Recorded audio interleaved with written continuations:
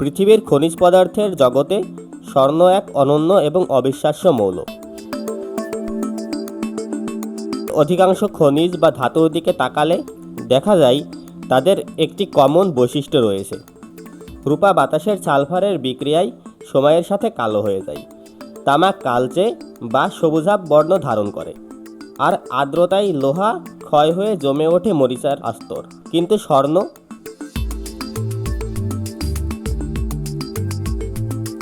ভূগর্ভের তীব্র চাপ, বিক্রিয়া কিংবা হাজার বছরের প্রতিকূল পরিবেশ পেরিয়েও নিজের প্রাকৃতিক গঠন ও উজ্জ্বলতা ধরে রাখে একদম অবিকৃতভাবে।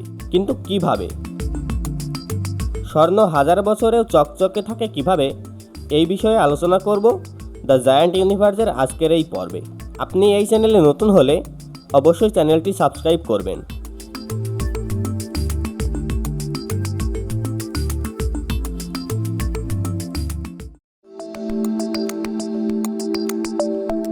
স্বর্ণ রাসায়নিকভাবে একটি নিষ্ক্রিয় পদার্থ। এটি বায়ুমণ্ডলের বিভিন্ন অণু, বিশেষ করে অক্সিজেনের সঙ্গে বিক্রিয়া করে না।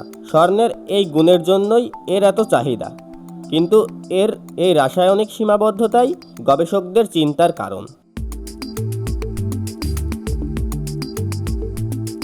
বিজ্ঞানীরা ভাবছেন স্বর্ণের নিষ্ক্রিয়তাকে যদি কোনোভাবে কমানো যায়, তবে এটি শিল্পক্ষেত্রে খুব ভালো অনুঘটক বা বিক্রিয়া ত্বরান্বিতকারী হিসেবে কাজ করতে পারবে।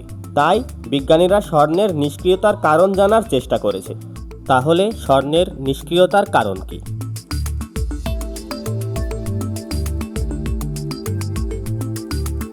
স্বর্ণের পরমাণুগুলো যখন স্বাভাবিক বা উন্মুক্ত অবস্থায় থাকে, তখন তারা সাধারণত চারকোনা বা বর্গাকার জ্যামিতিক বিন্যাসে সজ্জিত থাকে।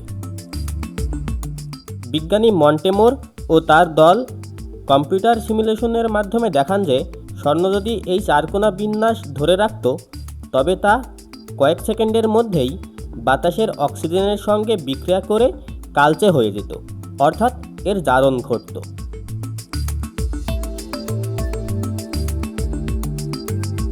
কিন্তু একটি স্বর্ণের টুকরাকে কাটলে এর সদ্য উন্মুক্ত তলে থাকা পরমাণুগুলো অতি দ্রুত ষড়ভুজাকার জ্যামিতিক গঠনে নিজেদের পুনর্বিন্যস্ত করে নেয়।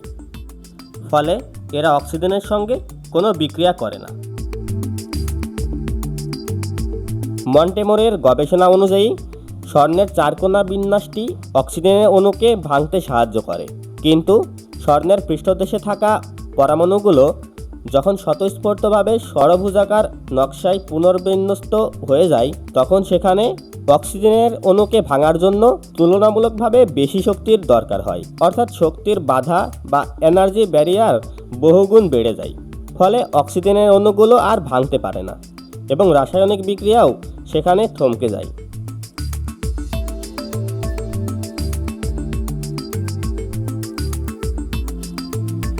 বিজ্ঞানী মন্টেমোর ও তার দল গবেষণা করে দেখিয়েছেন, সারফেস রিকনস্ট্রাকশন বা পৃষ্ঠতল পুনর্গঠনের এই চমৎকার আত্মরক্ষামূলক ব্যবস্থার কারণে স্বর্ণের অক্সিডেশন বা কালচে হওয়ার গতি 1,00,000 কোটি গুণ পর্যন্ত কমে যায়। এ কারণে মাটির নিচে বা সমুদ্রপৃষ্ঠে পড়ে থাকা পদার্থটি হাজার বছর ধরে তার চকচকে ভাব অক্ষুণ্ণ রাখতে পারে।